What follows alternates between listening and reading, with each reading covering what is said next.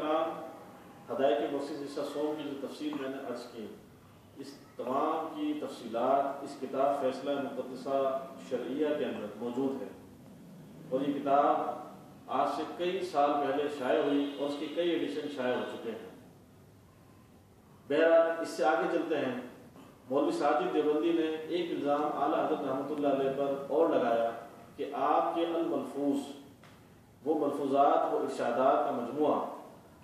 جس میں یہ بات لکھی ہوئی ہے کہ اعلیٰ حضرت رحمۃ اللہ علیہ ارشاد فرماتے ہیں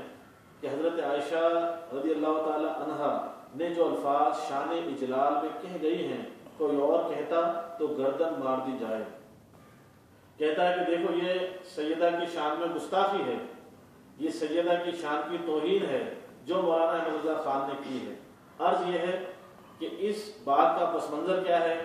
یہ کس کے جواب میں یہ بات کی گئی؟ اگر میں اپنے کسی عالم کی کتاب نہیں بلکہ دیوبندیوں کے سرخیل مولوی اشرف علی تھانوی کی کتاب التکشف جو انتہائی مشہور ہے وہ دکھانا چاہتا ہوں۔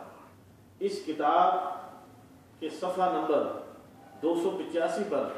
تھانوی صاحب نے یہ ساری بات نقل کی ہے اور آگے بھی فائدے کے طور پر اس کی تشریح بھی بیان کی ہے۔ دیکھیے وہ ارشاد فرماتے ہیں، کہتے ہیں کہ حضرت عائشہ رضی اللہ تعالی عنہ سے اس قصے میں جبکہ ان پر تہمت لگائی گئی تھی، روایت ہے کہ جب ان کی برات قرآن مجید میں نازل ہوئی تو ان کی والدہ نے کہا کہ اٹھو اور حضور صلی اللہ علیہ وسلم کے پاس جاؤ، یعنی بطریق ادائے شکریہ و سلام کے۔ کہنے لگی کہ واللہ میں اٹھ کر آپ کے پاس نہ جاؤں گی اور میں بجز خدا تعالیٰ کے کسی کا شکریہ ادا نہ کروں گی، اسی نے میری برات نازل فرمائی ہے۔ روایت کی اس کو بخاری اور مسلم اور ترمذی اور نسائی نے۔ یہ حدیث بیان کرنے کے بعد تھانوی صاحب یعنی بطور فائدہ کے لکھتے ہیں، حال شتا و ادلال، یعنی بعض بزرگوں سے نظمن یا نثرن بعض ایسے کلمات منقول ہیں جن کا ظاہری عنوان موہم گستاخی ہے۔ اگر یہ غلبہ حال میں ہو تو اس کو شتا و ادلال کہتے ہیں۔ حضرت صدیقہ کا یہ کہنا اسی قبیل سے ہے، جس کا منشا ایک خاص سبب سے شدت غم ہے، وہ یہ کہ خود جناب رسول مقبول صلی اللہ تعالی علیہ وسلم بھی بمقتضائے بشریت و عدم علم غیب اس معاملے میں مشوش و متردد تھے۔ کہنے کا مقصد یہ کہ تھانوی صاحب کہتے ہیں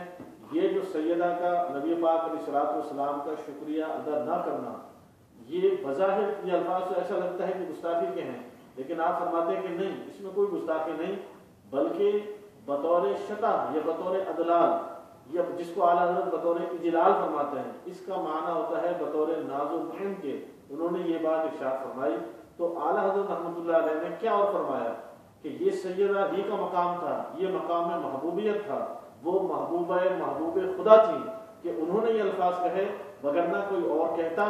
ماؤ شما تو کیا، ماؤ شما سمیت اگر کوئی یہ الفاظ نبی پاک کی بارگاہ میں کہے یا سرکار کا شکریہ ادا کرنے کے لیے مصر ہو جائے تو پھر کیا اس کی گردن نہ مار دی جائے؟ اعلیٰ حضرت رحمۃ اللہ علیہ نے کیا کہا؟ اعلیٰ حضرت رحمۃ اللہ علیہ تو امام عشق و محبت ہیں۔ اعلیٰ حضرت رحمۃ اللہ علیہ نے تو نبی کریم علیہ الصلوۃ والسلام، صحابہ کرام، اولیاء کرام کی ایسی شان اپنی کتابوں کے اندر بیان کی ہے کہ جس کی مثال ہمیں علماء ربانیین کی سیرت میں ملتی ہے۔ یہ کہنا کہ اعلیٰ حضرت نے سیدنا عائشہ صدیقہ رضی اللہ تعالی عنہا کی بیعت کی، معاذ اللہ ثم معاذ اللہ۔ اعلیٰ حضرت وہ امام ہے جو ارشاد فرماتے ہیں کہ یعنی ہے سورہ نور جن کی گواہ، یعنی ہے سورہ نور جن کی گواہ،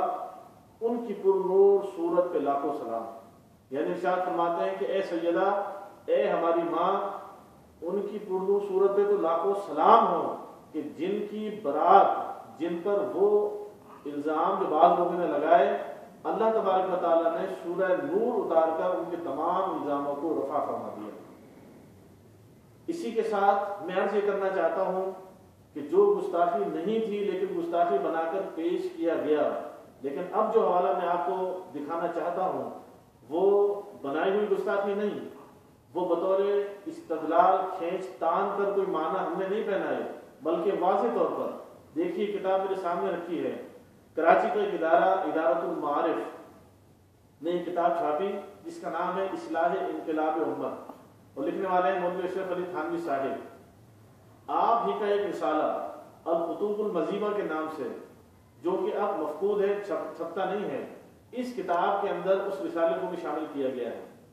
اس کتاب کے صفحہ نمبر 429 پر یہ بات لکھی ہوئی ہے، کہتے ہیں اسی اسنا میں ایک ذاکر صالح کو کشف ہوا کہ اہتر کے گھر یعنی تھانوی کے گھر حضرت عائشہ آنے والی ہیں۔ انہوں نے مجھ سے کہا، میرا ذہن مان اس طرف منتقل ہوا اس مناسبت سے کہ جب حضور صلی اللہ علیہ وسلم نے حضرت عائشہ سے نکاح کیا، حضور صلی اللہ علیہ وسلم کا سن شریف 50 سے زیادہ تھا اور حضرت عائشہ بہت کم عمر تھی، وہی قصہ یہاں ہے۔ یعنی کہنا کیا چاہتے ہیں واضح طور پر، اور دیکھیے اس سے ایک صفحہ قبل یہ بات لکھی ہوئی ہے کہ حضرت تھانوی صاحب کے نکاح ثانی کے اسباب، کہ انہوں نے جو دوسرا نکاح کیا، اور دوسرا نکاح کی تفصیل بھی اس طرح ہے کہ وہ ایک ایسی لڑکی سے شادی کرنا چاہتے تھے کہ تھانوی صاحب 50 سے زیادہ تھے اور اس لڑکی کی عمر انتہائی کم تھی۔ تو کہنے لگے کہ ایک صالح ایک نیک شخص کو کشف ہوا کہ حضرت عائشہ تم یعنی تھانوی کے جب تمہارے پاس تمہارے گھر آنے والی ہیں، تو اب اپنی ماں کے بارے میں کوئی بات پتہ لگے کہ میری والدہ تشریف لا رہی ہیں، تو وہ ام المومنین مومنین کی ماں حضرت عائشہ صدیقہ رضی اللہ تعالی عنہا، جن کی گواہی سورہ نور میں اللہ تبارک و تعالیٰ خود بیان فرماتا ہے، ان کی آمد کا کش سن کر یہ معنی نکالنا، کہتے ہیں مان فوراً میرا ذہن اس طرح منتقل ہوا کہ جیسے حضور صلی اللہ علیہ وسلم نے جب حضرت عائشہ سے نکاح فرمایا تو آپ کا سن شریف عمر شریف 50 تھی اور سیدہ کی عمر کم تھی، آپ چھوٹی تھی، ایسے ہی یہی قصہ یہاں ہے۔ تو دیکھیے اب بغیر تبصرے کے بغیر تجزیے کے یہ میں ناظرین کرام آپ پر چھوڑتا ہوں کہ یہ عبارت سننے کے بعد آپ کیا کہتے ہیں؟ آیا یہ سیدہ کی شان میں اچھی بات ہے، سیدہ کی شان کی تو یہ تعریف کی گئی ہے، یا حضرت عائشہ صدیقہ رضی اللہ تعالیٰ عنہ کی توہین کی گئی ہے؟ ثابت اس سے یہی ہوتا ہے کہ ان کے بڑوں نے تو بہت پہلے پاکستان بننے سے پہلے اپنی کتابوں میں حضور نبی کریم علیہ الصلوۃ والسلام اور حضرت عائشہ صدیقہ رضی اللہ تعالیٰ عنہ کی شان میں جو گستاخیاں کیں، تو ان کے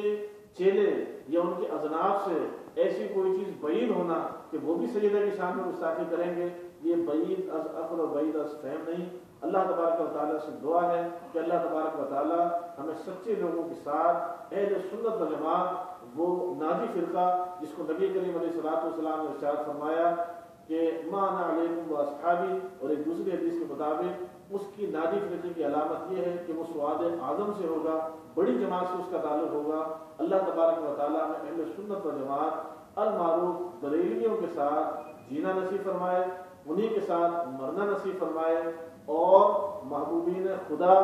حضور نبی کریم علیہ الصلوۃ والسلام بشمول تمام انبیاء کرام، صحابہ کرام، تابعین، اتباع تابعین اور جملہ بزرگان دین کی، ان کی ناموس، ان کی عزت کرنے کی اور ان کی عزت کی حفاظت کرنے کی توفیق عطا فرمائے۔ وما علیہ الا البلاغ۔